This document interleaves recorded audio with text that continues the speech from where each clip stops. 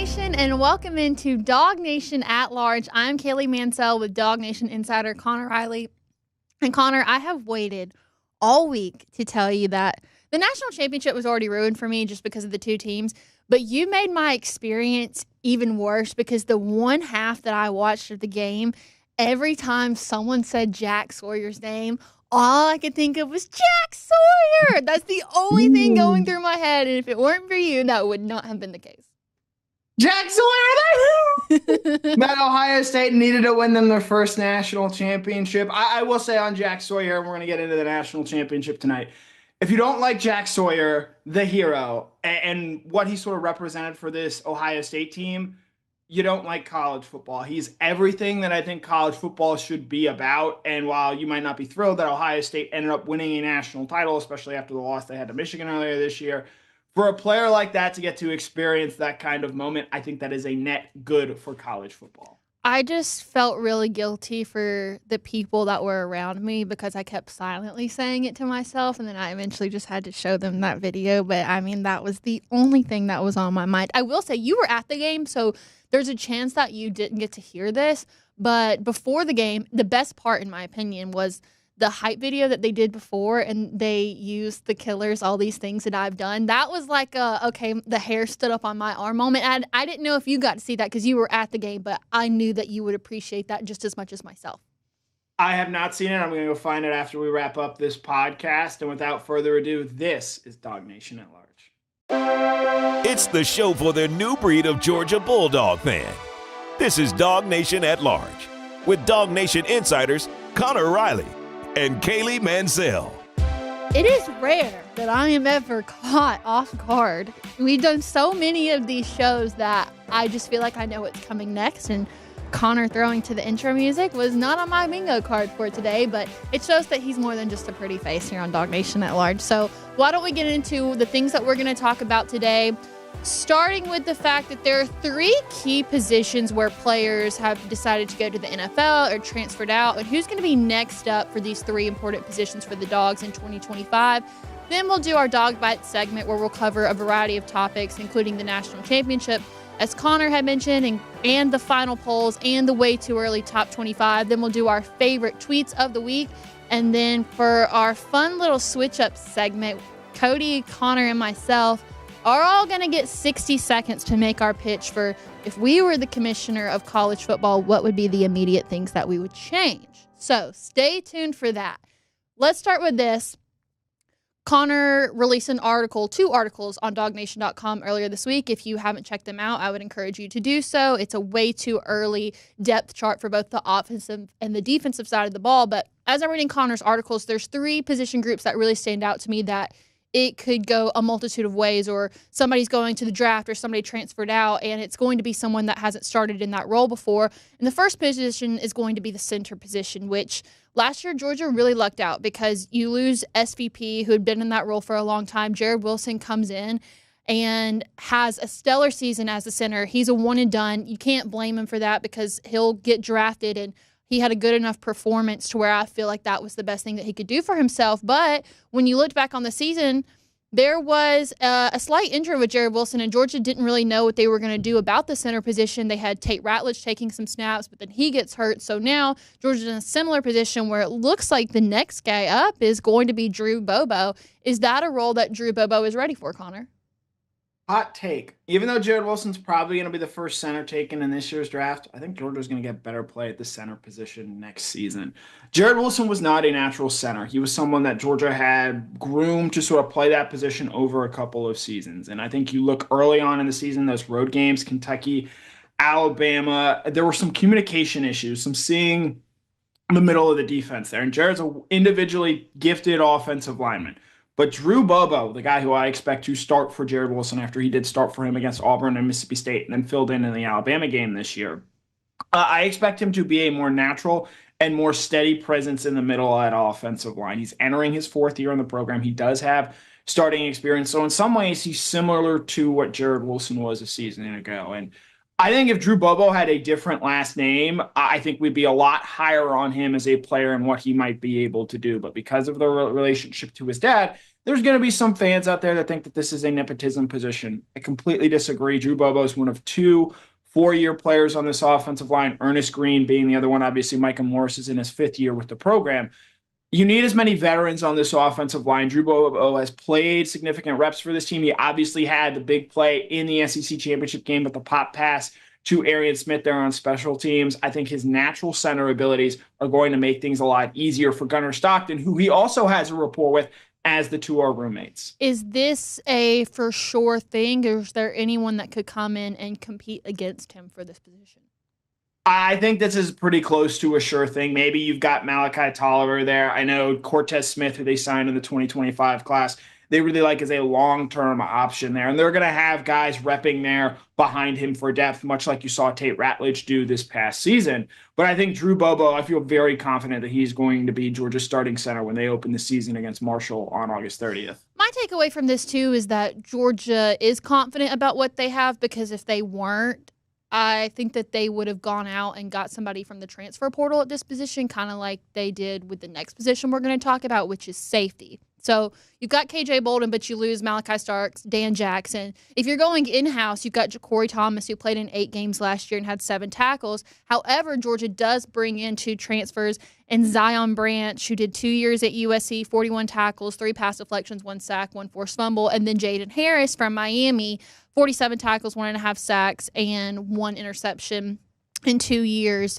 Do they give the chance to Ja'Cory Thomas, who has already been developed in the way in which Georgia wants them to in-house, or do you take a chance on one of the 2 transfers? Yeah, I think that this is a position where I'm much more interested in who's starting, not necessarily that first game against Marshall, but that third game of the season when they go on the road and they play at Tennessee in what is also their first SEC game of the season. Because that's, I think, when you want to have your ducks in a row and sort of know who's in your lineup there. Ja'Cory Thomas is a veteran. He actually started the first game of this past season for Georgia at that safety position. He's a more physical presence. I think he's a better player moving forward than he is backward. And that experience in the system is going to help.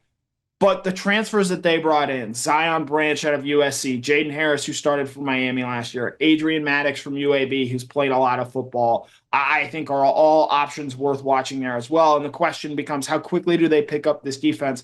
And how quickly do they sort of fit in there for Georgia and what they want out of that safety position? I would also mention Janelle Aguero here as well, a guy who played primarily at star for Georgia last season. Maybe you see him move back to safety. Maybe they keep him at star. You saw the jump that Tyke Smith made from his first full year at star in 2022 to what he was able to do for Georgia in 2023. I know the coaching staff thinks very highly of what Janelle Aguero might be able to bring, and I know he might also be an option at safety as well there, Kaylee.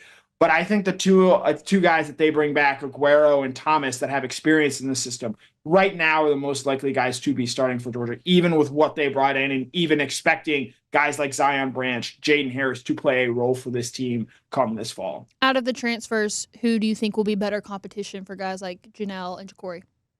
I think the guy I'm most interested in right now is Zion Branch.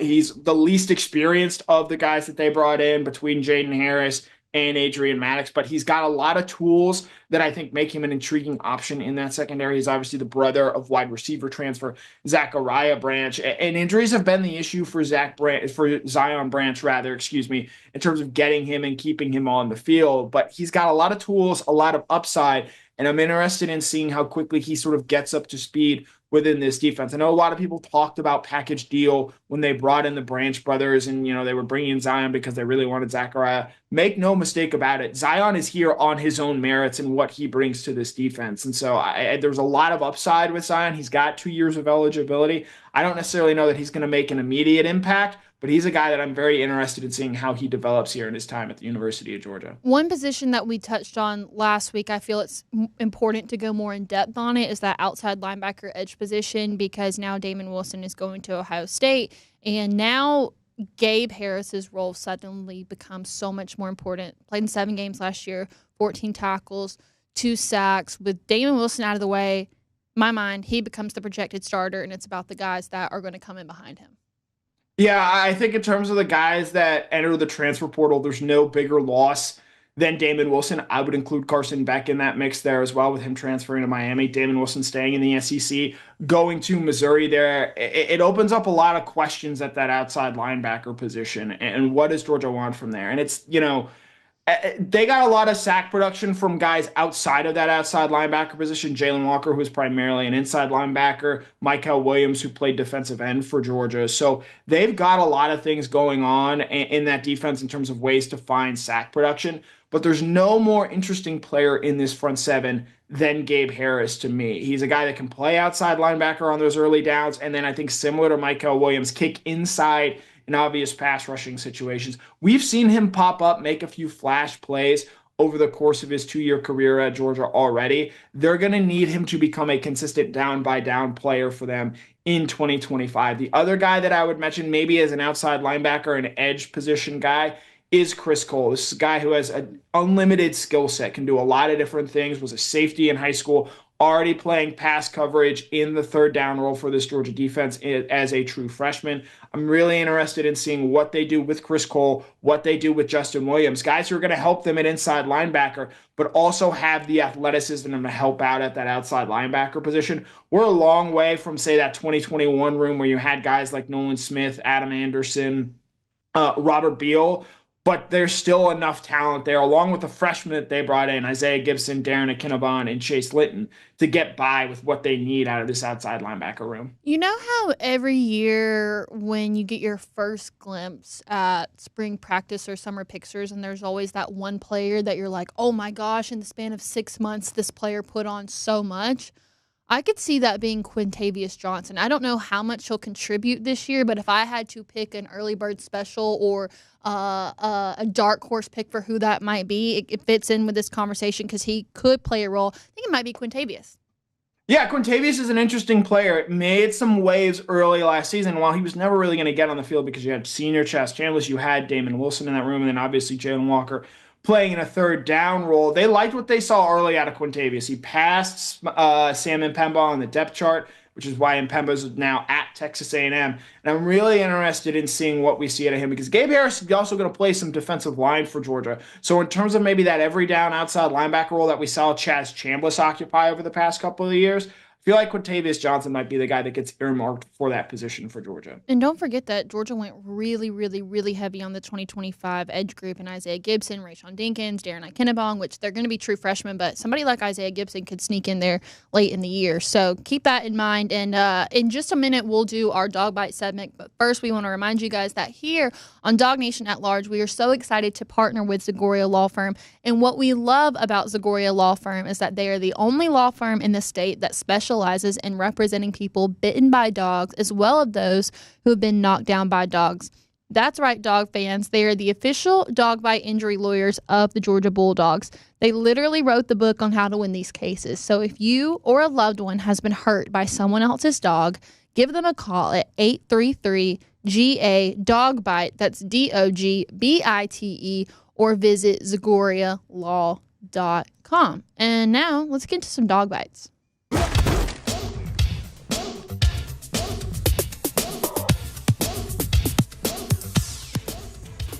Let's start with the national championship. You were there. What did you see? What were your takeaways? I didn't have that much fun watching it on the couch, so I hope you had more fun in person.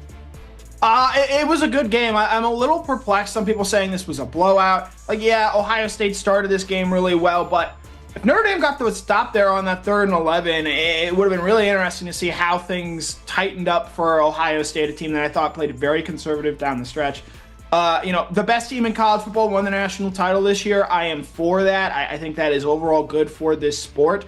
I think that this Ohio State team is sort of the last of the super team era. And while, yes, people point to the transfers and stuff that they brought in, so many of these guys had been through so much. And in getting to see this locker room, I've seen a couple at Georgia. It was a very different feeling being around this Ohio State program the past week. The cathartic release that sort of was felt after this win. And then the last thing I want to touch on, just Jeremiah Smith, big-time player in big-time games, had the early touchdown, and then makes the big catch late.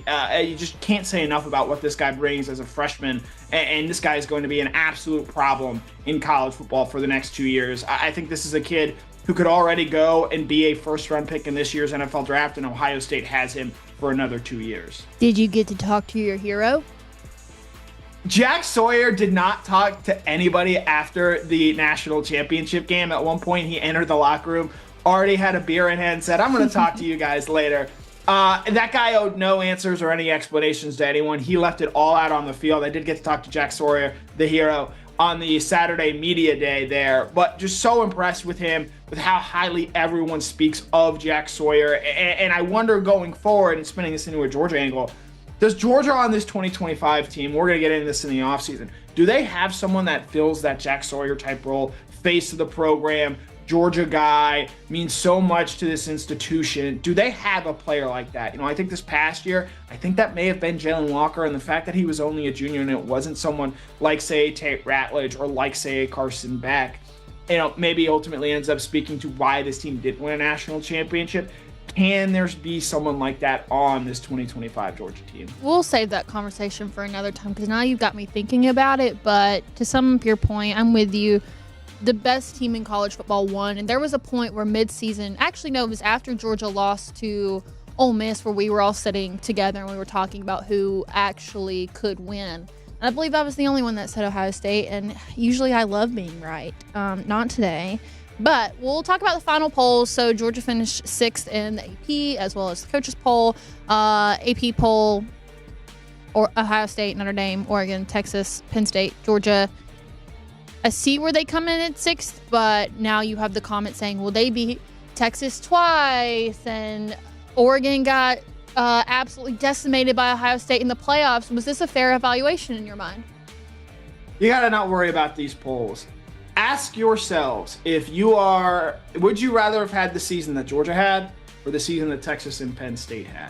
I don't think there's anyone out there that would take the season that Texas had, where they lose to Georgia twice, they lose to Ohio State in the fashion in which they did in the college football playoff semifinal, over the season that Georgia ended up having. Conversely, Penn State, sick. You had 2 playoff wins over SMU and Boise State. I know everyone would much rather have a conference championship and prove that you can actually win the biggest games of the year instead of losing like they did to Ohio State, to Oregon, and to Notre Dame in that order there. So, Oregon, I give them credit. They went 13-0. They beat every team they played on their schedule. They won their conference. They just ran into a buzzsaw Ohio State team at the end of the year. It was playing its best football. But if you're a Georgia fan, I'm far less concerned about where they finish in the actual poll, and much more thrilled about the fact that I got to see this team win an SEC championship. Yeah, their accomplishments outweigh their record, in my opinion, so I'm with you on that. And the Penn State stuff, y'all already know how I feel about this, but I'm with you, Connor. Senior Bowl. I'll be at the Senior Bowl next week, Monday through Thursday, as well as Mike Griffith, the participants from Georgia, Dan Jackson, Tyrion Ingram-Dawkins, Smile Munden, Tate Ratledge, Jared Wilson, Trevor Etienne, Arian Smith. Who is someone that has the most room for opportunity at the Senior Bowl? I think Smile Munden is someone I'm really interested in seeing what he does. He's obviously had some medical concerns throughout his career, but I think he's going to get out there, and if he's fully healthy and able to show teams what he's able to do, I think he's someone who can move up boards. Obviously, he's played a ton of football.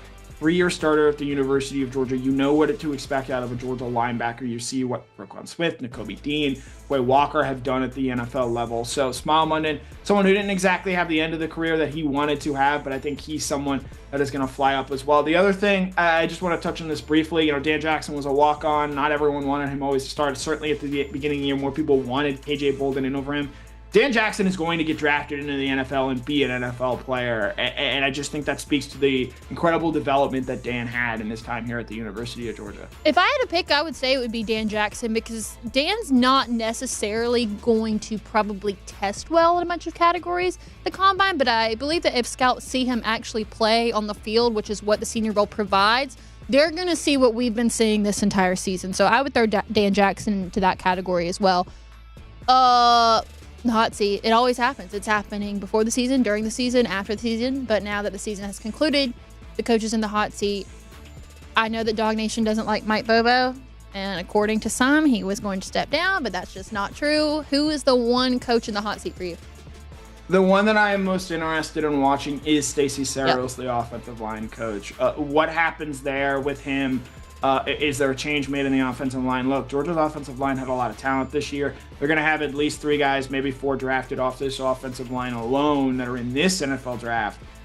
And it gave up the most sacks that it had ever given up in a season under Kirby Smart. It had the worst rushing output that a Georgia offense had ever had under Kirby Smart. And when I watched that national title game, the biggest difference why Ohio State was able to win that game and beat Notre Dame when Georgia could not, they were able to run the ball. They were able to find creases. And I know Quinshon Judkins and Travion Henderson are NFL running backs, but so are Trevor Etienne and Nate Frazier. And so Ohio State's ability, and that Ohio State offensive line was very much maligned throughout the season. They were dealing with injury. They were without probably their 2 best offensive linemen and left tackle Josh Simmons and starting center Seth McLaughlin. And they found a way to open up holes and make a difference in that game. And I know they have great wide receiver play on the outside, but that offensive line made a difference in a way Georgia's wasn't this past year. And so we'll see what ends up happening with Stacey. Obviously, a guy who's coached here a long time, was the offensive line coach when they won a national championship in 2022.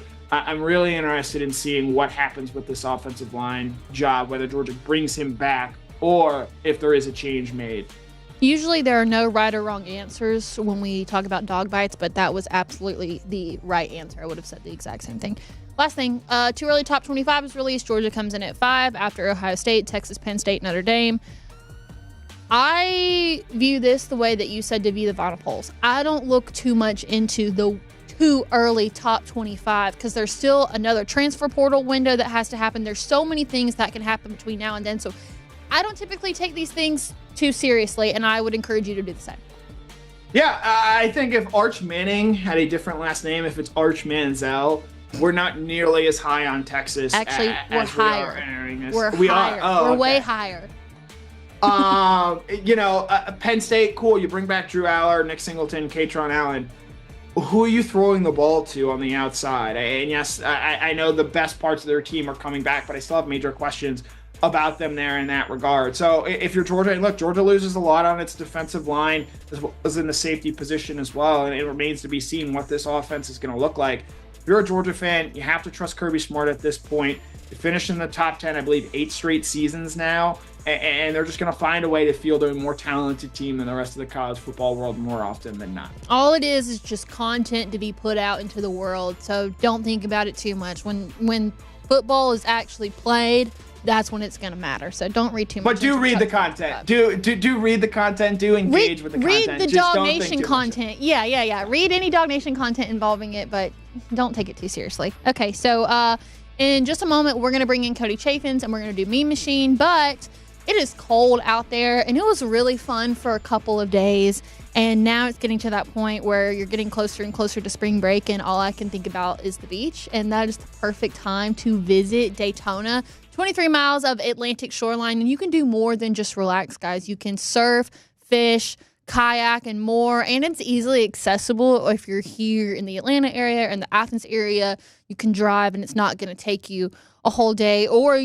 you can fly into their Daytona Beach International Airport. Super easy access. You could do it either way. So now is the time to score amazing deals on coastal accommodations, and you can do that by visiting DaytonaBeach.com/hotel deals. Again, that's DaytonaBeach.com/hotel deals. With that, it's time for Meme Machine. Who's that coming down the track? Who's that coming down the track? It's a Meme Machine and Red and Black. It's a Meme Machine and Red and Black.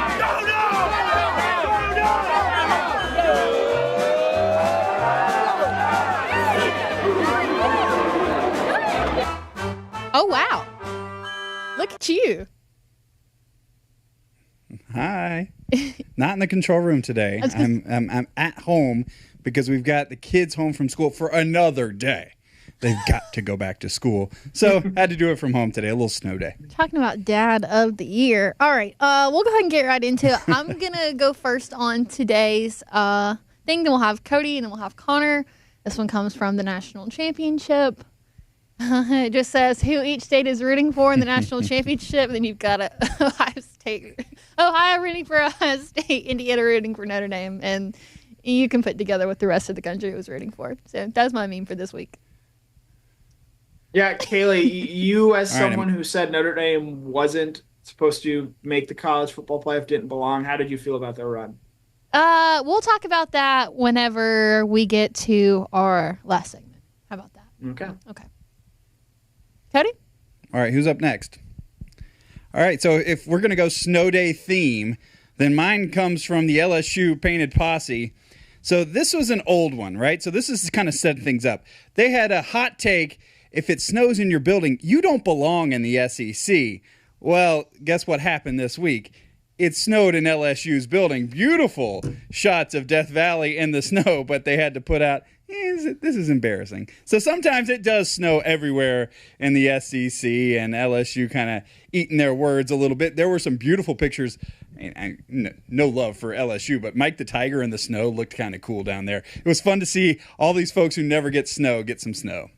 I love it when a story comes full circle just like that. It's like the plan has been executed.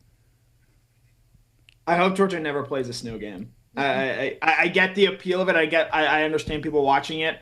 The game itself, it's just not quite the same. So moving on, my meme comes from the national championship game. There was a controversial Marcus Freeman decision to kick a field goal down 16 in the fourth quarter. Bennett Conlon here.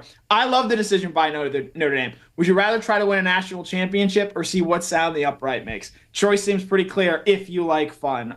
This refers to the decision that Marcus Freeman made to kick a field goal down 16. It was 4th and 9. And then Mitch Jeter, who was money against Georgia, made 3 field goals over 40 yards, doinked I believe a 27-yard field goal attempt. I will note Freeman's decision-making process, heavily questioned in the moment, actually would have ended up working out for Notre Dame because they got the theoretical number of possessions they needed. They just could not get the stop they needed on that 3rd and 11 there to Jeremiah Smith. And I get, the math not feeling great about getting 2 2-point conversions, which they would have needed at that point in time. This all happened during... Connor, how did you feel about the fake punt early? Because I feel like that was one of those moments Ohio State saw it coming. Were they throwing up the white flag too soon? I hated that fake punt. I don't have a problem with you going for it on 4th down, but on 4th and 2, put your offense out there. Don't try and get too cute at that moment in the game when you need extra possessions to try and get back in and win it. Don't go with a fake punt with your backup quarterback. Put Riley Leonard out there and get the 2 yards that you need with your starting quarterback. Well, it seems like you guys have some heavy opinions on this, so we're going to do something where we get to finally put Some of all us were in the opinions building, out there. Kaylee. Yeah, someone went to the game. Sorry, guys. Y'all are just jealous because I got to bed at a decent hour and y'all did not, and it shows, and it's fine. Yeah, nobody can disagree with that. Yeah, I didn't get to sleep till 2:30, so still recovering. I was in REM sleep by then, so small victories. So everybody's going to have a chance to have an opinion on this because there's been some talk this season about college football needs a commissioner or a commissioner would ruin college football. And if we, the three of us, if we could each have our moment in the sun to be the college football commissioner, what would we change? And the way we're going to go about this is each of us are going to get 60 seconds to pitch our case. You can use your 60 seconds however you want, but that's all you get. You're getting cut off right after that. And we're going to start with Connor. So if the voice of God would like to come in and tell us when the timer's going to start, that would be great. Okay, I hear a clock ticking, so I'm going to go ahead and get started. Number 1, no more conference title games. They're pure money grabs, and I think they end up hurting the playoff product. Number 2, 9-game conference schedules for everybody. We need more standardized schedules in this sport.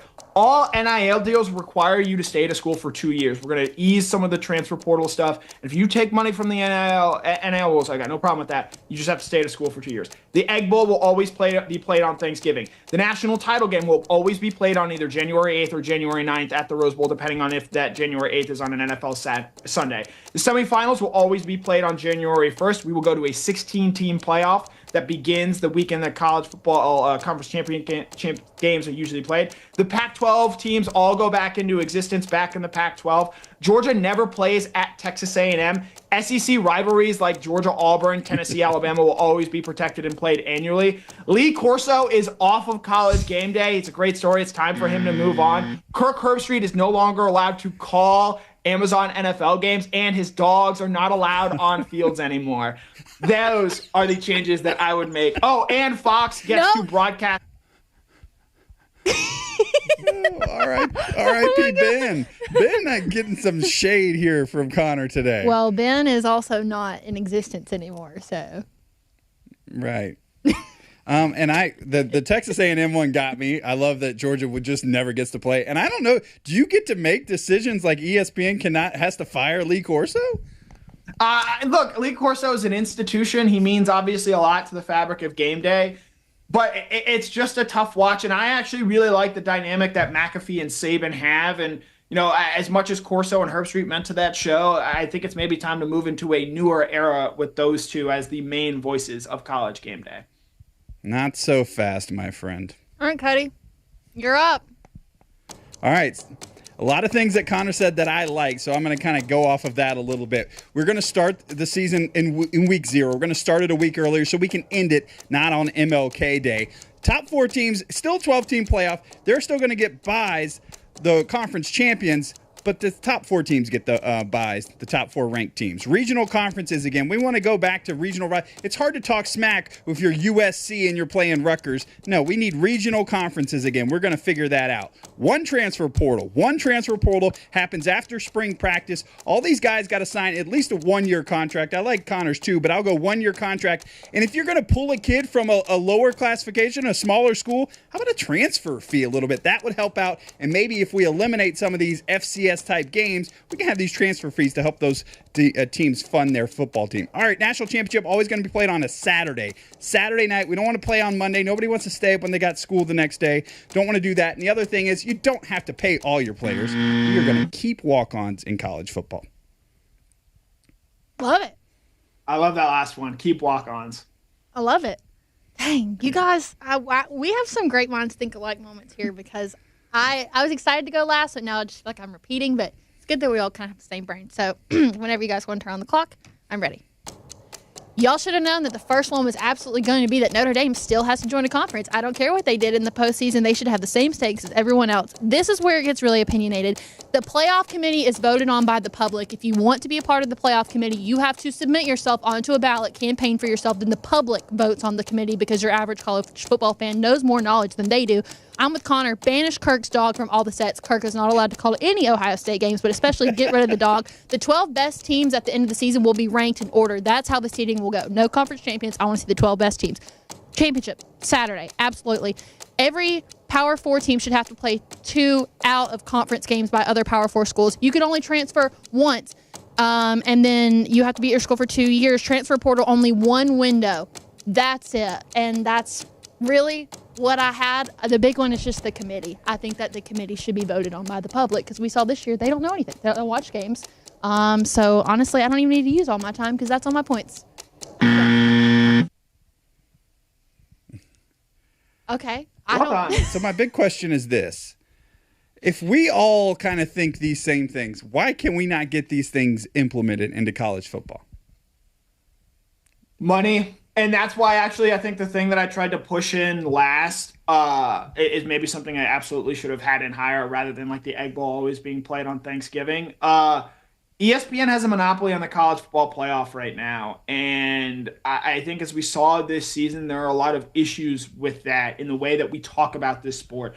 In the way that, you know, like the way that Indiana was talked about. And look, you know, Indiana was absolutely deserving of being in this playoff based on what they did in the regular season. It is not their fault that their schedule played out the way that they did. They still played Ohio. They played Ohio State, Michigan, and Washington. Michigan and Washington played the national title a year ago. Ohio State won the national title this year. You know, you can only control what you can control, and Indiana went 11-1 against that schedule. And for them to sort of be routinely mocked in the way that they were, I think we need to diversify and spread out the power that comes with the college football playoff. And you know, so much of the sport now is focused on the playoff. That's absolutely taken away from the regular season.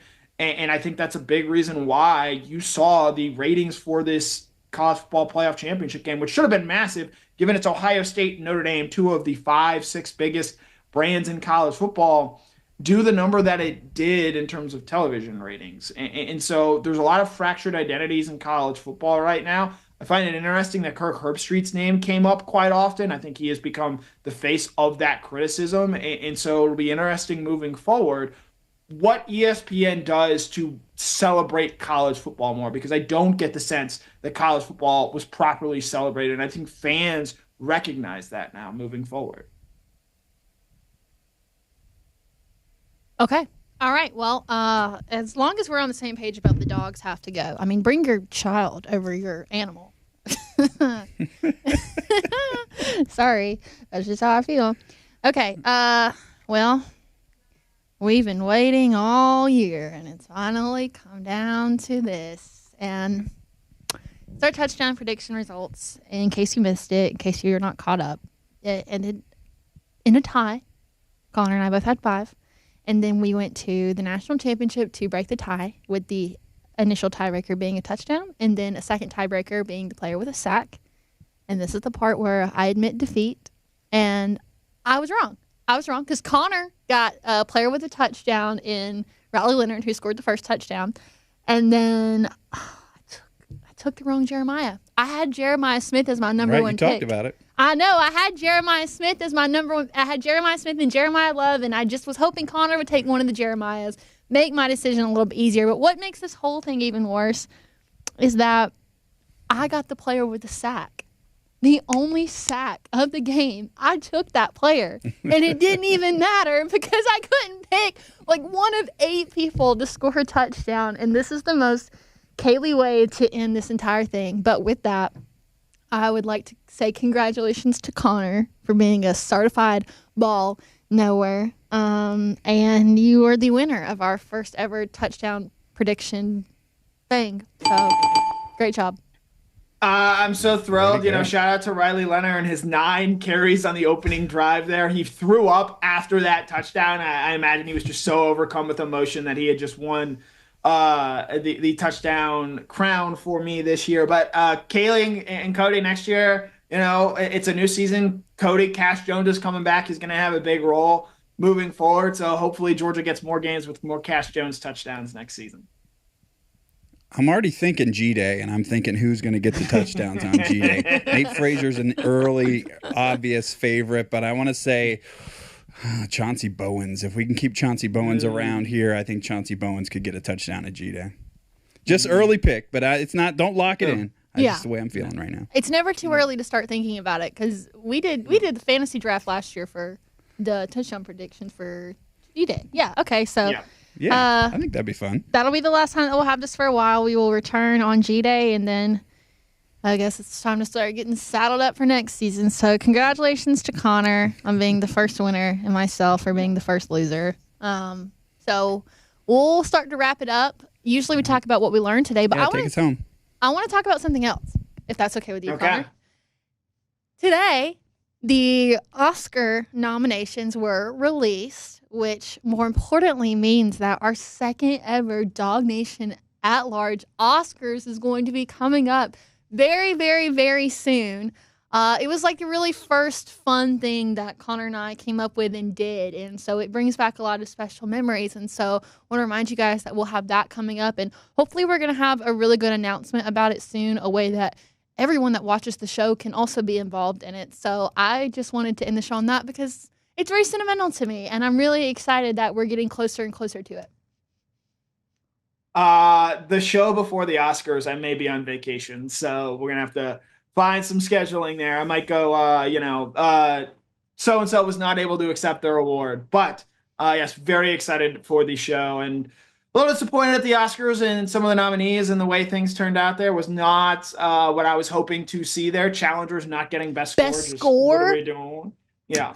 Just absolutely ridiculous. So But excited for DawgNation at large at the Oscars. Yes. And again, stay tuned for more news on that. We'll have ways that you guys can get involved with us on our second ever DawgNation at large Oscars. With that, I hope you guys have a fabulous weekend, yourself included, Connor. And we will see you guys right back here next Thursday at 7 o'clock.